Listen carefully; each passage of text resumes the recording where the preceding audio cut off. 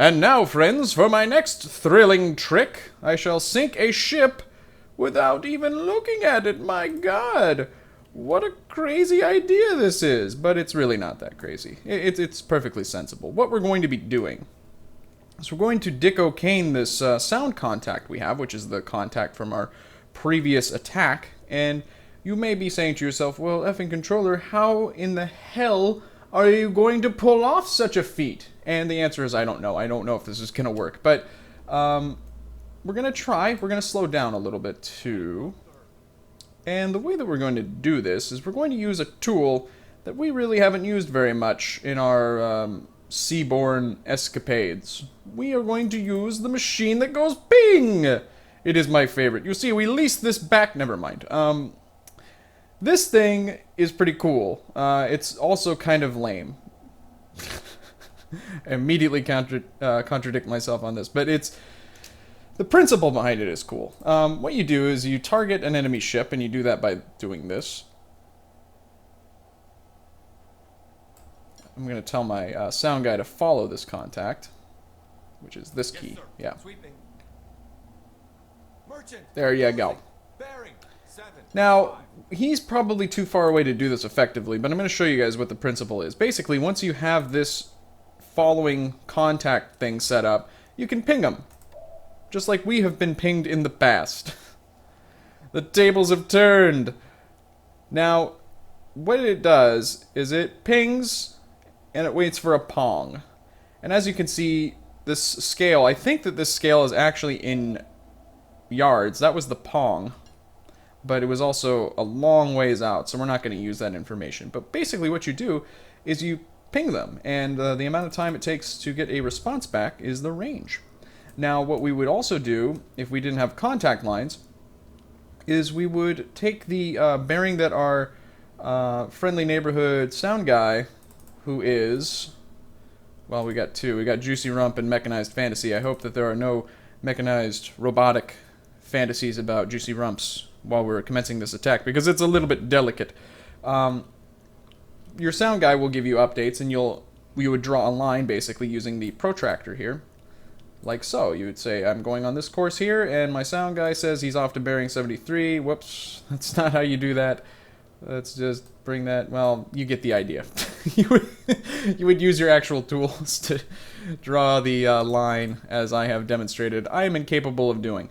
But we're going to keep moving in a little bit, and you could certainly use the contact line to get your 315 method, or 315 solution rather, but we're not going to because I'm feeling frisky. 5, 7, closing. Alright, so he's probably good and close now, and we probably have to kind of hurry on this. So we're gonna ping him.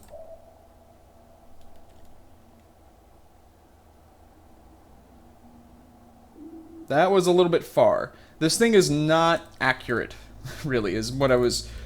well, I didn't really allude to it too much, but it is a kind of a piece of shit in some ways, because it will give you wildly ranging ranges. Ha ha ha. 4, 5. Let's try this again. You'll see what I mean here in a second. Okay, so that's the range we just got. It's 3970. But let's try it again. We could get a range that's much further or much closer. That's substantially different. I mean, it's 100 meters, but it's further away now, magically. Well, I'm going to go with 3950 for the range. And the way I'm going to do that, you would normally, if you didn't have contact updates enabled, you would take the protractor, like I said, and draw out the angle. And then you would draw out the range using the ruler. We're going to go ahead and put in, well, I might put in just an even 4,000. And as you can see, the contact line is a little bit wrong, because he's apparently all the way out here. Maybe the contact line is right, and my magical pinging method is actually stupid and wrong, but we'll see. The thing that I am a little bit concerned about is that it might be using yards as opposed to meters, which is a little bit different. So, oh yeah, we need to start that up. Ha ha ha, that's the whole point of this method. So we're going to 315 him if we can. Hopefully he, 1 minute. Hopefully he doesn't move too quickly. 2 minute. 3 minute. Let's go to the machine that goes ping.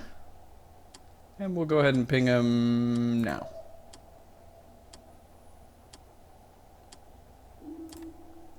I'm fine with that. We'll go ahead and say 3100. Now, I have my doubts about that being correct, but this is all for fun anyways. Oh, no, that could be right. We'll put in 3150. How about that? Good enough. Okay.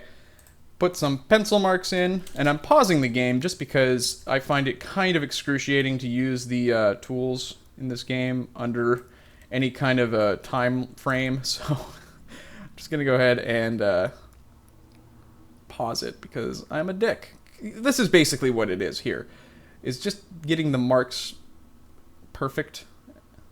Whatever. Good enough. And erase. And erase! So there you go. I don't think that that course is quite right, but I guess we'll find out. I think that he's heading a little bit more northerly on his course. Now it's saying 10.5. So we'll go ahead and say 10, I guess, just as a guess, which means it will lead him by about 16 degrees. Now the thing about this method, oh wait a minute. The thing about this method is that you're incorporating a lot of uncertainty, I guess. He's actually heading almost, we'll say 271 or 2. Because your sound things, your sonar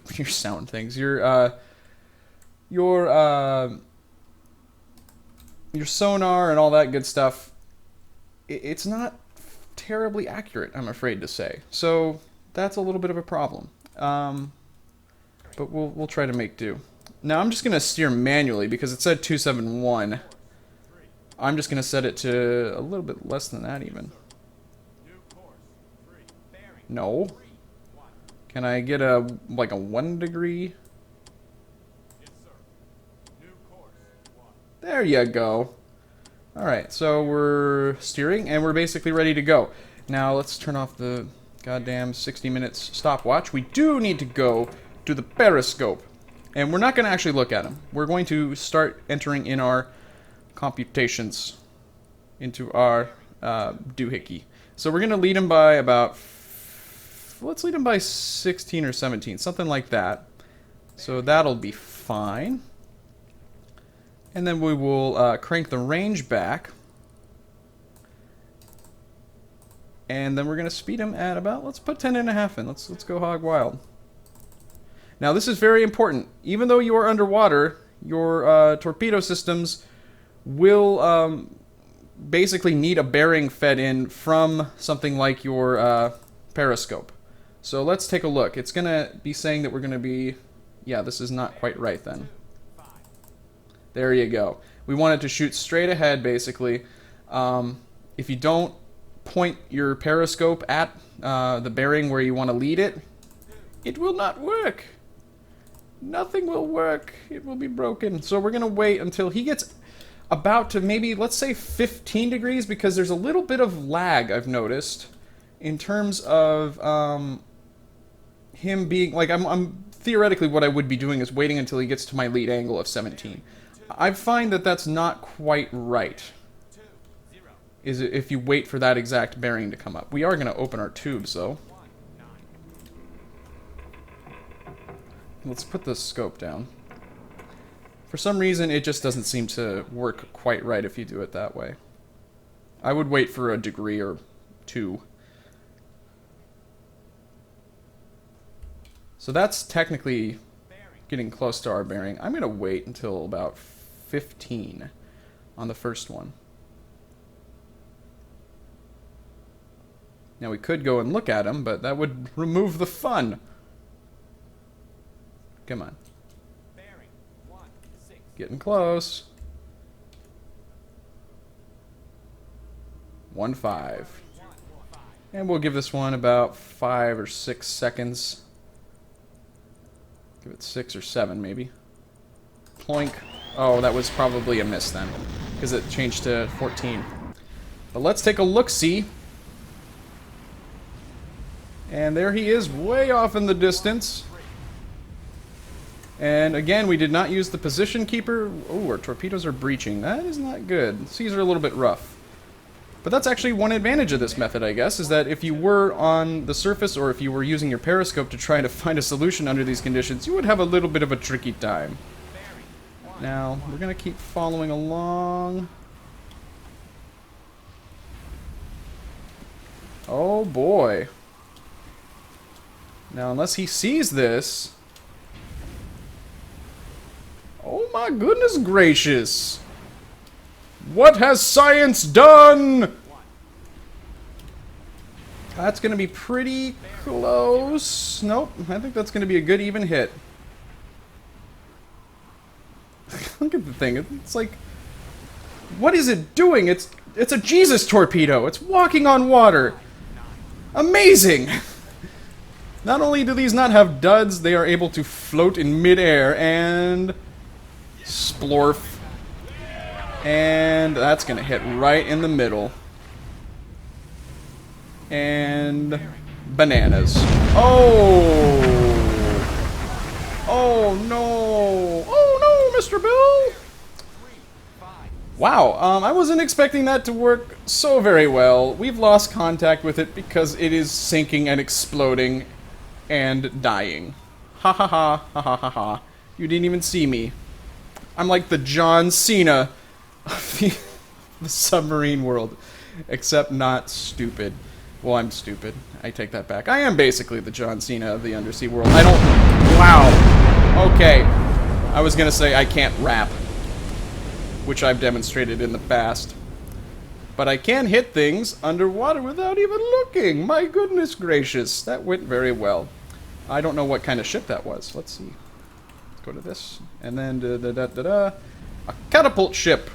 Shipping catapults to the front lines to be used against our castles.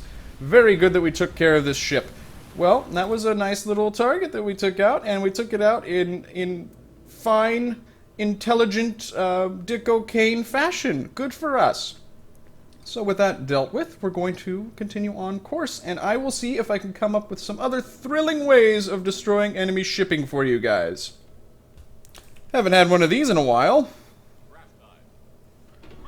That is a plane.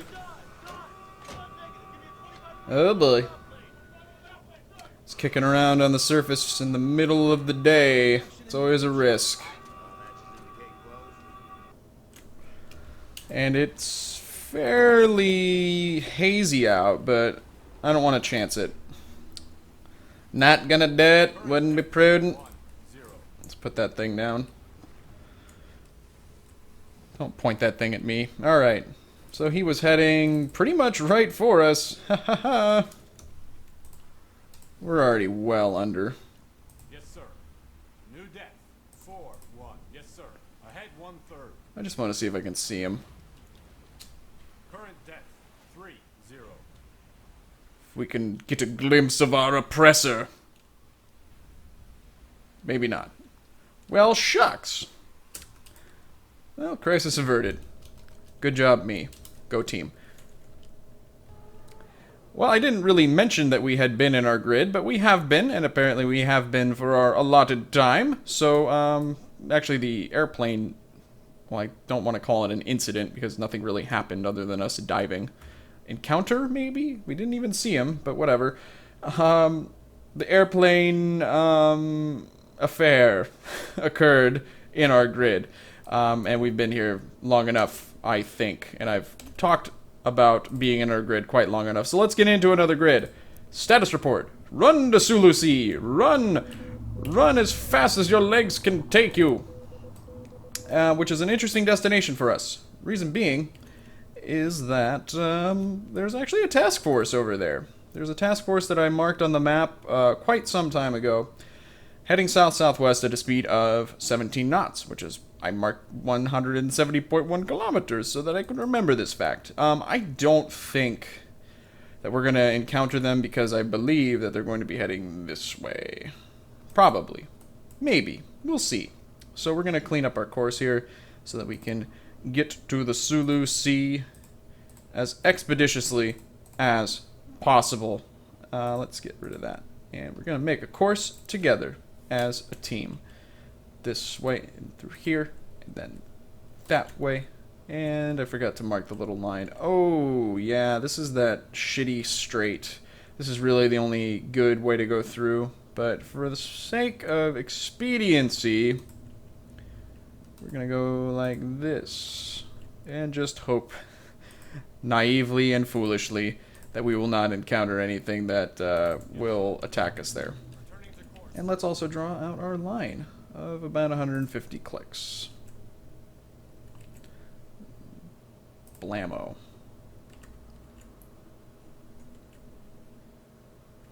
And that'll do. That's fine. That gives us plenty of room to work with. Now, again, this task force is heading 17 knots, so it's probably not going to be something we encounter, but maybe we'll get lucky or unlucky, depending on how you look at it.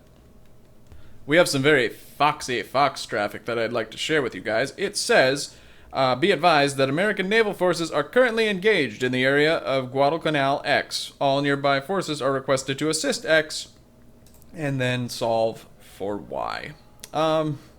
Guadalcanal is obviously here, and the battle that they're referring to is right about here. This is the area that's known as Iron Bottom Sound. And basically the Japanese are kind of trying a last-ditch effort to try and get some supplies into the troops that are fighting on Guadalcanal and make a push on Henderson Field. But it doesn't work. And the Americans repel them and decisively beat them. They take out, I think, 2 battleships and several other support ships, and I think FDR actually said that it was the turning point of the war, even more so than Midway. So it's a very significant battle, but in a tactical sense, it's not significant for us because it is very far away. We're not going to be able to participate, which I'm okay with. I kind of mentioned before that I'm done with chasing history. I'm done with trying to get my name in the history books, at least for things other than sinking massive quantities of ships. I don't really know if I want to pursue engagements like that unless I happen to be in the area. And we are not, so we're not going to pursue it. And that's my final word on the matter. We're going to continue towards our grid, towards whatever fame and glory await us. Well, it seems that luck favors us today, and doubly so, I think.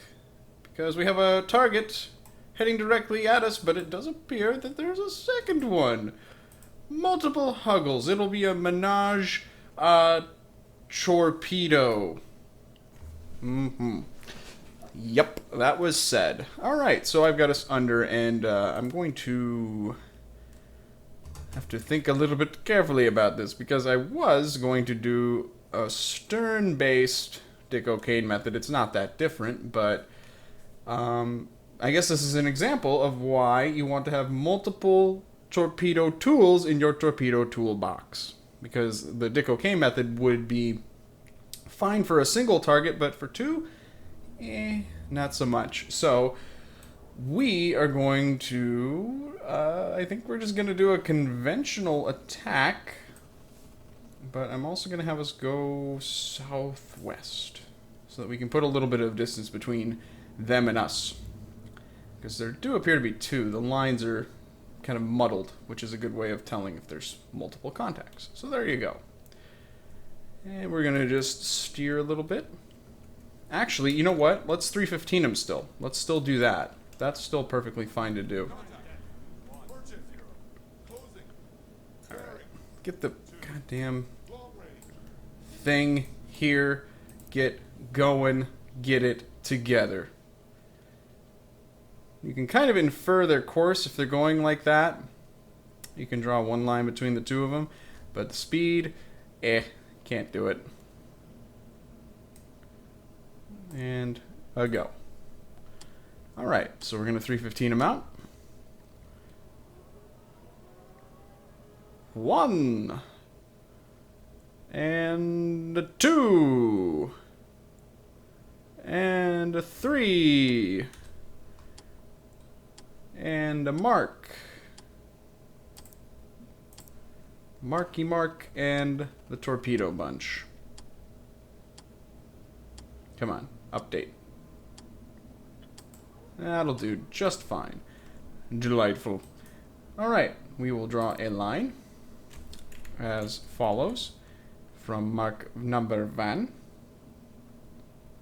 to mark number 2. And mark number 2 says they're going 8 knots. Scrumptious! And it also appears that their course is about 132. Doodly, doodly, do. So we're going to mark that in. And I'm going to have to yank it over here. There you go. Get over here! Ooh. Alright, so we're going to keep going southwest. Depending on the size of these targets, I guess I could still get away with using 2 torpedoes from the aft tube. We'll see. We will see. Alright, so... wait a minute. Oh, you saucy wenches! How dare you!